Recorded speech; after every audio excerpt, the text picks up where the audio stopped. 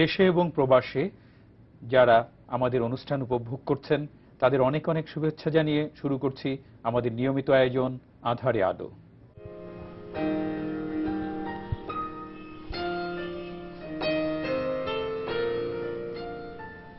আত্মকথা পর্বের আজকের অতিথি বিশিষ্ট বাদ্যযন্ত্রী ও সঙ্গীত পরিচালক জনাব ইফতেখার হোসেন সোহেল।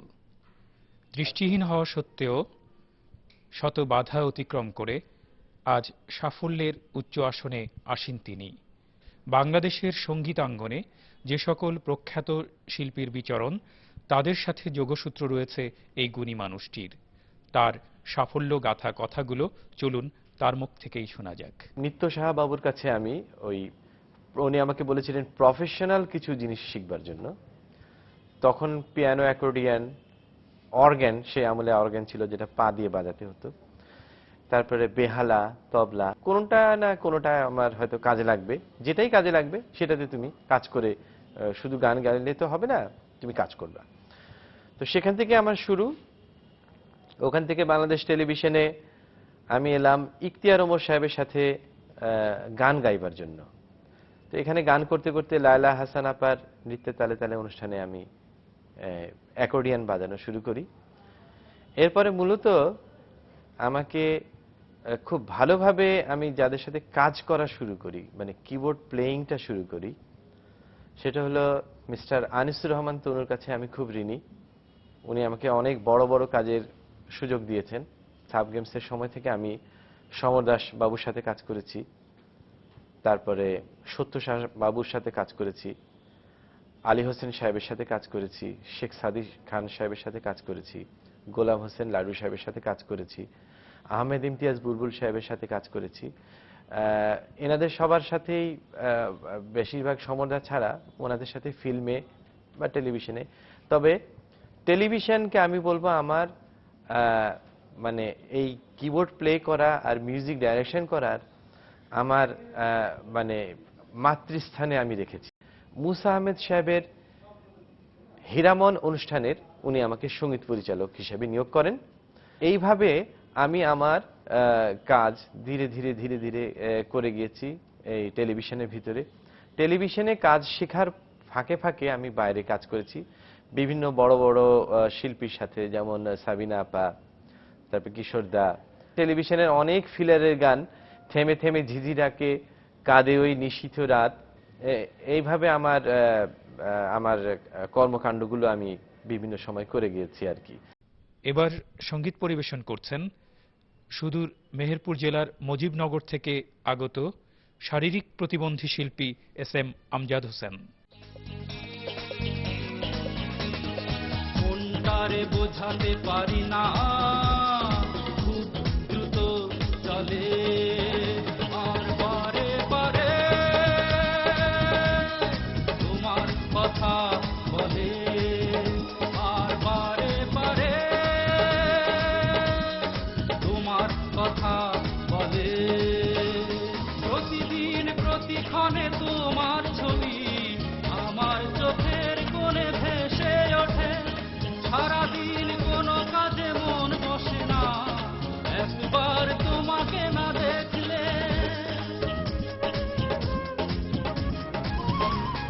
প্রতিদিন প্রতিক্ষণে তোমার ছবি আমার চোখের কোণে ভেসে ওঠে। সারাদিন কোনো কাজে মন বসে না, একবার তোমাকে না দেখলে। তুমি কাছে না এলে, তুমি কাছে না এলে মনের কথা বলবো কার কাছে, আর বারে বারে তোমার কথা বলে।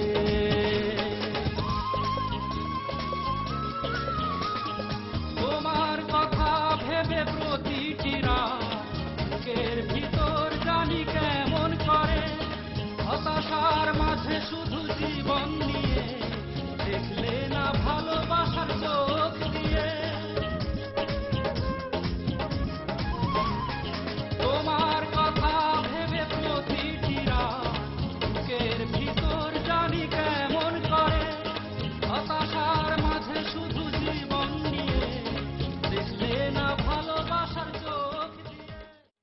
আজ আমরা দেখব চাঁদপুর জেলার ফরিদগঞ্জের উপজেলা। এখানকার প্রতিবন্ধী মানুষেরা কেমন আছে চলুন প্রত্যক্ষ করা যাক। বাংলাদেশ প্রতিবন্ধী কল্যাণ সমিতি বিপিকেএস এর উদ্যোগে ১৯৯৯ সালে চাঁদপুর জেলার ফরিদগঞ্জ উপজেলায় উন্নয়নে প্রতিবন্ধী ব্যক্তিদের স্ব-উদ্যোগ কর্মসূচি নামে ৩ বছর মেয়াদী একটি প্রকল্প ব্রেড ফর দি ওয়ার্ল্ড জার্মানির সহযোগিতায় শুরু করে। বাংলাদেশে প্রতিবন্ধী ব্যক্তিদের নির্দিষ্ট কোনো সংখ্যা বা ধরন বেঁধে পরিসংখ্যান নাই। জরিপকৃত প্রতিবন্ধী ব্যক্তিদের নিয়ে স্থানীয় সরকার কাঠামো অর্থাৎ ওয়ার্ড পর্যায়ে ২৭টি তৃণমূল সংগঠন গঠন করা হয়। তৃণমূল সংগঠন লিডারদের পর্যায়ক্রমে প্রশিক্ষণের মাধ্যমে তাদের ক্ষমতা ও দক্ষতা উন্নয়ন করতে চেষ্টা করা হয়। প্রশিক্ষণের পাশাপাশি প্রতিবন্ধী ব্যক্তিদের নানাবিধ সেবা প্রদান করা হয়। সেবার মধ্যে সহায় উপকরণ সেবা, হুইল চেয়ার, ট্রাইসাইকেল, ক্রাচ, সাদা ছড়ি, কৃত্রিম অঙ্গ, walker, working stick, hearing aid, শিক্ষা ও চিকিৎসা সেবা, রেফারেল সেবা, প্রশিক্ষণ, কর্মসংস্থান এবং চিকিৎসা, বিশেষ শিক্ষা কার্যক্রমে অন্তর্ভুক্তি করা, দক্ষতা বৃদ্ধি প্রশিক্ষণ, আয়মূলক কাজে সম্পৃক্ত হতে ও মানসিক শক্তি বৃদ্ধিতে আর্থিকভাবে সহায়তা প্রদান করা হয়। প্রতিবন্ধিতা প্রতিরোধকল্পে চিকিৎসা শিবির, ক্যাম্প, চক্ষু শিবির, ডেঙ্গু ক্যাম্প, নাক কান গলা শিবির, ইএনটি ক্যাম্প ইত্যাদি ক্যাম্প পরিচালিত করা হয়, যাহা অদ্যাবধিও চলমান। প্রতিবন্ধিতা বিষয়ে লবিং অ্যান্ড অ্যাডভোকেসি এবং গণসচেতনতা সৃষ্টির লক্ষ্যে জাতীয় ও আন্তর্জাতিক দিবসসমূহ পালন এবং প্রতিবন্ধী ব্যক্তিদের অংশগ্রহণ করতে উৎসাহ ও সহায়তা প্রদান করা হয়। ২০০১ সালে প্রকল্প এর মেয়াদ শেষ হলে কার্যক্রমকে টেকসই করার লক্ষ্যে স্থানীয় প্রতিবন্ধী ব্যক্তিদের উদ্যোগে Chandpur disabled peoples organisation to development Chandpur DPOD নামে প্রতিবন্ধী ব্যক্তিদের একটি সংগঠন সৃষ্টি হয়, যাহা পরিচালনা করে স্থানীয় প্রতিবন্ধী ব্যক্তিরা। বর্তমানে সংগঠনটি সরকার এর সমাজসেবা এবং যুব উন্নয়ন অধিদপ্তর এর নিবন্ধনভুক্ত সংগঠন। এই সংগঠনের সহযোগিতায় বর্তমানে প্রায় ১০০০ জন প্রতিবন্ধী ব্যক্তি আইমূলক কর্মকাণ্ডে সম্পৃক্ত হয়ে নিজের পরিবারের, সমাজের এবং রাষ্ট্রের অর্থনৈতিক উন্নয়নে অবদান রাখছে, যা ইতিমধ্যে বিভিন্ন পর্যায়ে প্রশংসিত হয়েছে। বর্তমানে চাঁদপুর ডিপিওডি স্বাবলম্বী হওয়ার পথে যাচ্ছে। আজ আমরা উপস্থিত হয়েছি চাঁদপুর জেলার ফরিদগঞ্জ উপজেলার একটি তৃণমূল সংগঠনের সাপ্তাহিক সভায়। এখানে প্রতিবন্ধী মানুষের আর্থসামাজিক উন্নয়ন সহ অধিকার সম্বলিত নানা বিষয় নিয়ে আলোচনা হয়ে থাকে, যেখানে রয়েছে বিভিন্ন শ্রেণীর প্রতিবন্ধী।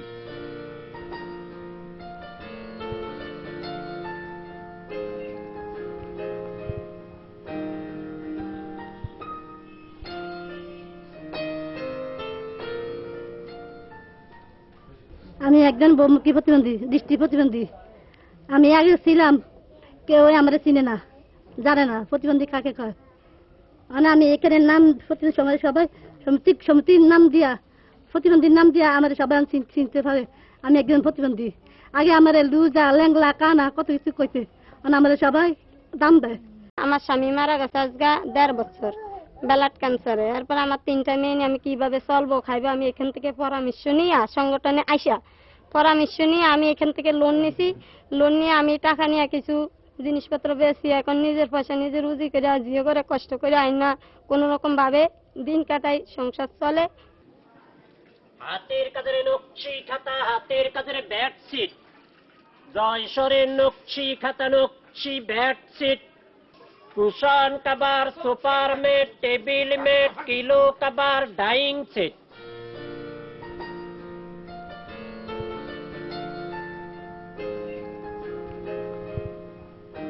এখন কথা বলছি একজন নকশি কাঁথা বিক্রেতার সাথে। তার শারীরিক প্রতিবন্ধকতা থাকা সত্ত্বেও কিভাবে তিনি তার ব্যবসা কার্য পরিচালনা করছেন, চলুন তার মুখ থেকে আমরা বিস্তারিত শুনি। আমার নাম মোহাম্মদ আইয়ুব খান, আমি একজন শারীরিক প্রতিবন্ধী। যখন আমার সংগঠনে হওয়ার পূর্বেই এমন একজন প্রতিবন্ধী ছিলাম যে বলার কথা যে আমি একজন ভিক্ষুক ছিলাম। ওখান থেকে তুলে এনে আমাকে ক্ষুদ্র একটা ব্যবসা ধরে দেয়। তখন আমি বিক্রি করতাম 3 পিস, ডিনার সেট, কোকাইজমাল। ওখান থেকে পরিকল্পনা ভিত্তিতে যখন আমি চট্টগ্রামে চলে গেলাম, যে কোনো একটা ডোনারে যখন আমি চট্টগ্রামে চলে গেলাম, ওখানে এক ভাইয়ের সহযোগিতায় তখন আমি নকশি খাতাটার সন্ধান পাই এবং আজও আমি মালগুলো ওখান থেকেই সন্ধান করি এবং আমাদের এই মালগুলো তৈরি হচ্ছে আপনার জামালপুর সরষাবাড়িতে এবং খাতাগুলো হচ্ছে আপনার জয়সর, যেগুলো আমরা ডাইনিং, সোফা, টিভির কভার এই সমস্ত মাল বিক্রি করি, ওগুলো তৈরি হচ্ছে ঢাকা। কিন্তু আমার এই কার্যকলাপটার ক্ষেত্রে, এই ব্যবসার ক্ষেত্রে এখন লাইমা মোটামুটি সুবর্ণ সুযোগে মানে ভালোভাবে একটু জীবনযাপন করতে পারি। এর ভিতরে কোনো বড় ধরনের ডোনার বলতে কোনো সহযোগিতা, কোনো সমাজসেবা অথবা অধিদপ্তর কারো কাছ থেকে সহযোগিতা পাই না। একমাত্র শুধু আমাদের এই সংগঠন যিনি তৈরি করছে, সংগঠন আমাদেরকে একত্রিত করছে, ওনার কাছে থেকে আমরা ফর্মুলা নিয়ে, ফর্মুলার মাধ্যমে এবং আর্থিক কিছু সহযোগিতা দিয়ে আমাকে সহযোগিতা করছে।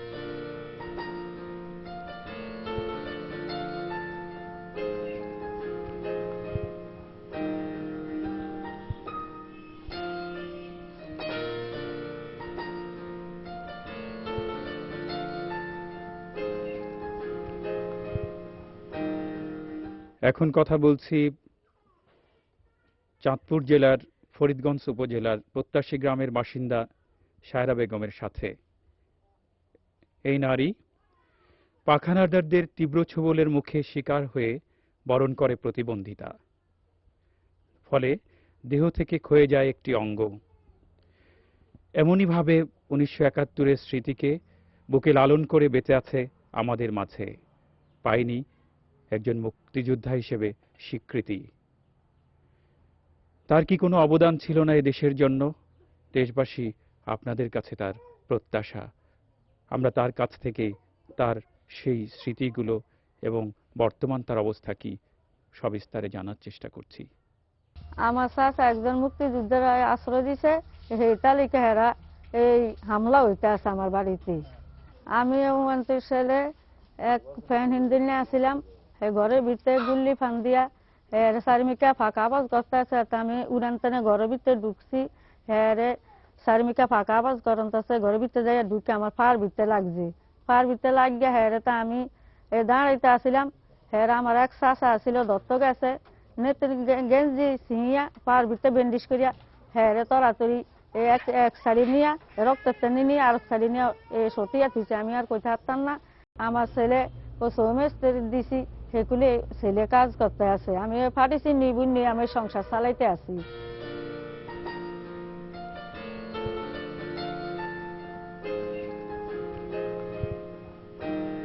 আমার নাম মামুনুর রশিদ। আমার রোদ দিবে, আমি আগে বিক্রি করতাম, অনার বিক্রি করি না। আমি প্রতিবন্ধী অফিসের থেকে সহযোগিতা আমি দোকান দিয়েছি, দোকান দিয়ে নিজে স্বাবলম্বী হয়েছি। নিজে মানুষের কাছে আত্মাটা লাগে না, মানুষের কাছে দাম লাগে না। আমি নিজে দোকানদারি করি, নিজে কোন রকম চলি। হ্যাঁ, আর নিজে ব্যাংকের লোক পয় পড়িছে, আগে তো পয় পড়িতে দিল না, ব্যাংকে আমার দ্বারা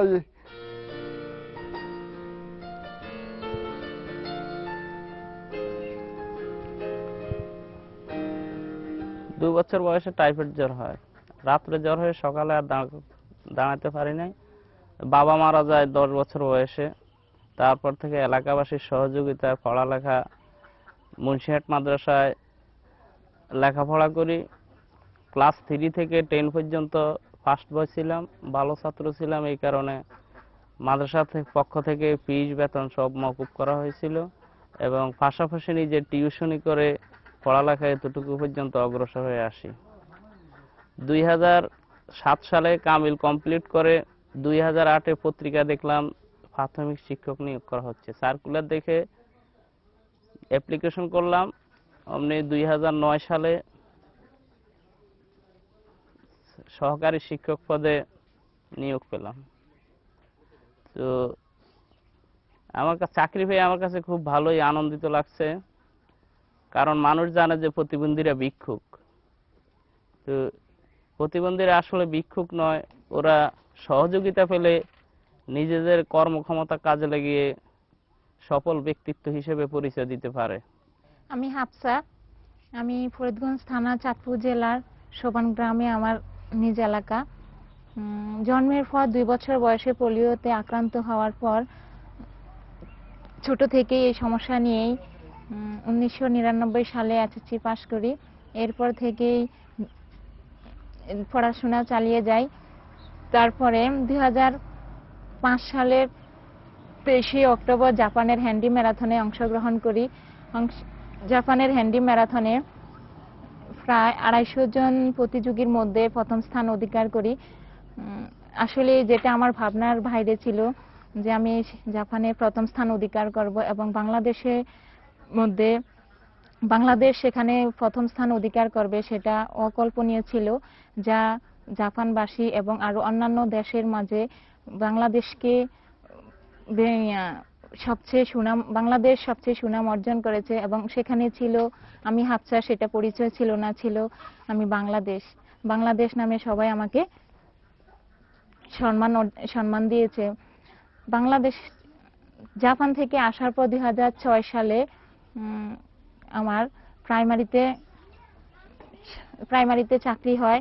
সেখানে আজ প্রায় 3 বছর ধরে আমি আমার শিক্ষকতা পেশায় দিয়ে যাচ্ছি। তবে আমার ইচ্ছা এবং আকাঙ্ক্ষা হচ্ছে যে নারীরাও কোনো অংশে পিছিয়ে নয়, তাদের ইচ্ছা থাকা সত্ত্বেও যদি তাদেরকে সেই পরিবার, সমাজ, রাষ্ট্র সবগুলো অধিকার সম্পূর্ণভাবে আদায় করে, তাহলে নারীরাও যে কোনো কাজে অন্যান্য অপ্রতিবন্ধী নারীদের তুলনায় এগিয়ে যেতে পারবে। সেটাই হচ্ছে বাস্তবতা, এটাই হচ্ছে আমার সাক্ষ্য প্রমাণ।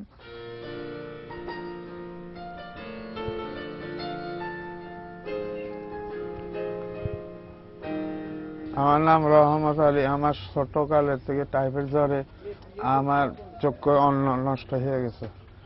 এরপরে আমার বাপ ছোটকালে মারা গেছে। আমি আস্তে আস্তে বুট বাদাম বেচতে এখানে আমি ওষুধও বেশি, আমি নিজে সিগারেট পান বেশি, আর 10-এর সাহায্যে আমি কাজ করি আর কি।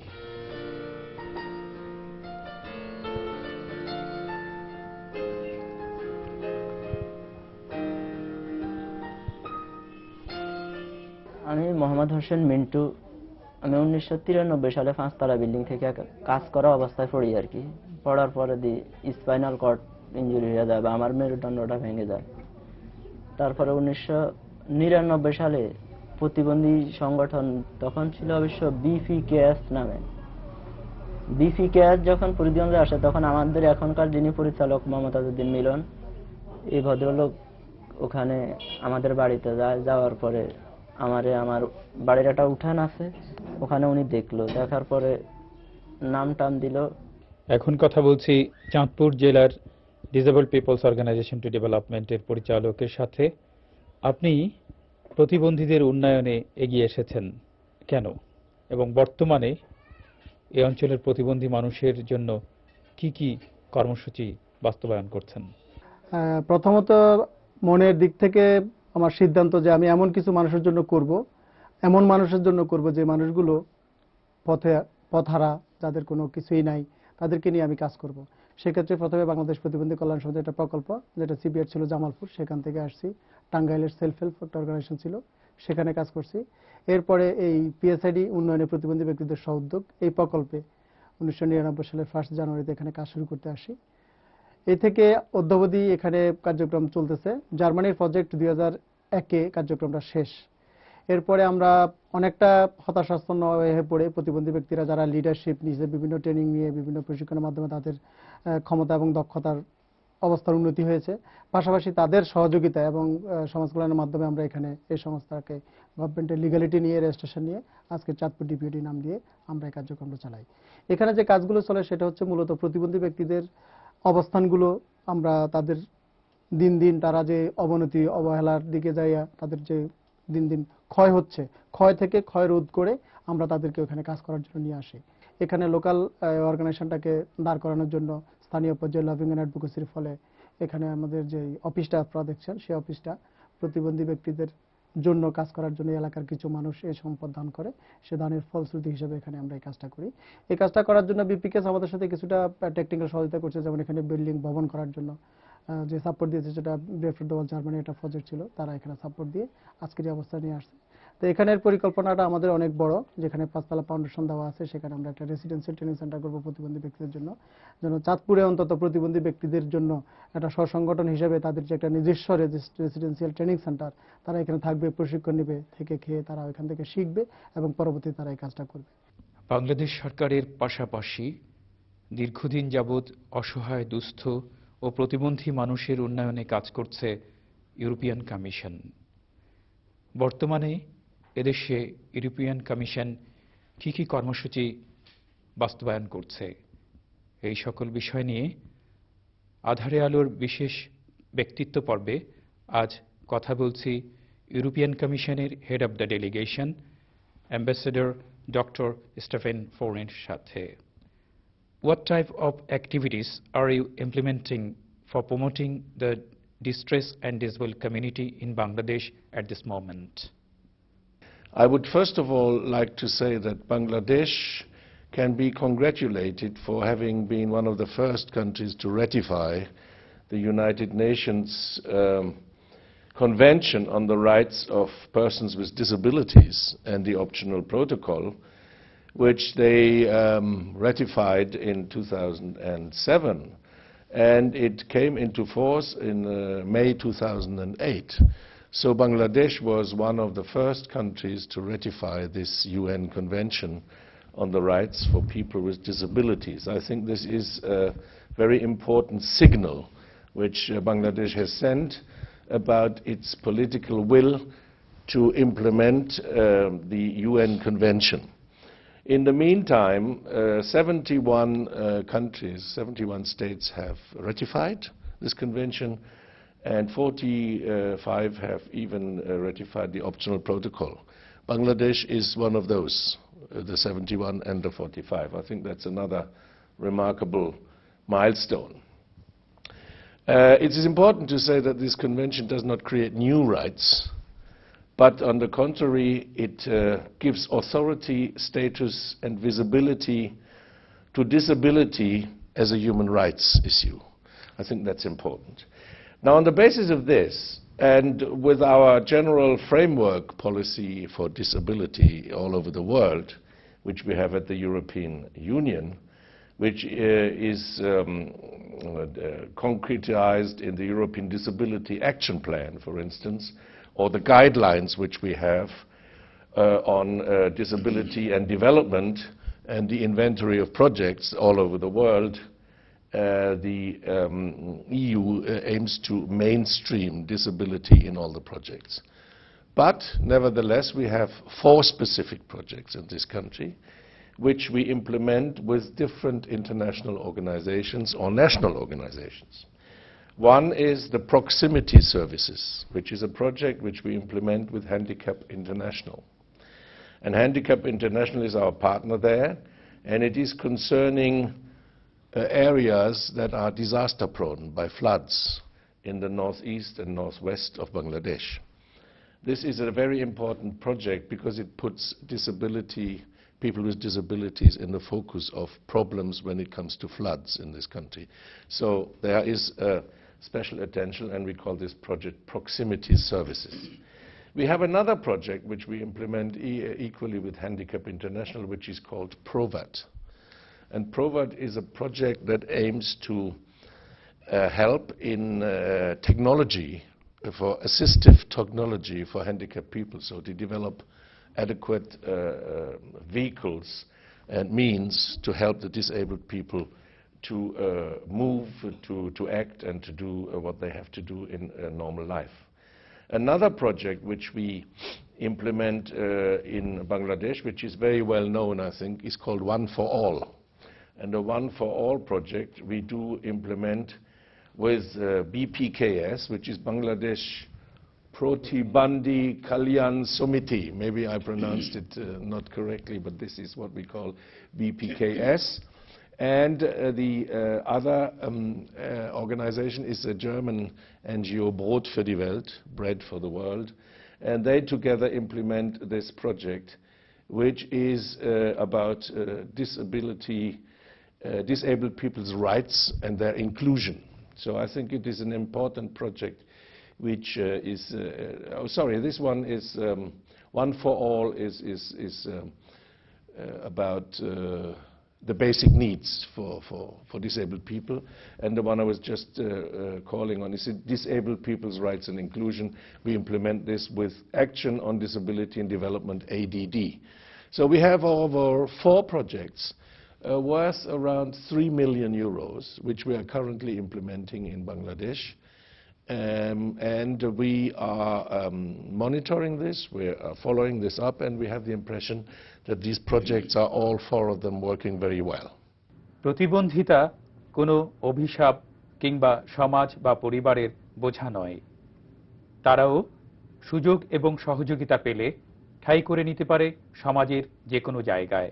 তাই আসুন আপনার আমার আশেপাশে যারা প্রতিবন্ধী রয়েছে তাদের শিক্ষা গ্রহণ সহ সমাজে প্রতিষ্ঠিত হতে উদ্বুদ্ধ করি। এই প্রত্যাশা রেখে আজকের মতো বিদায় নিচ্ছি। আল্লাহ হাফেজ।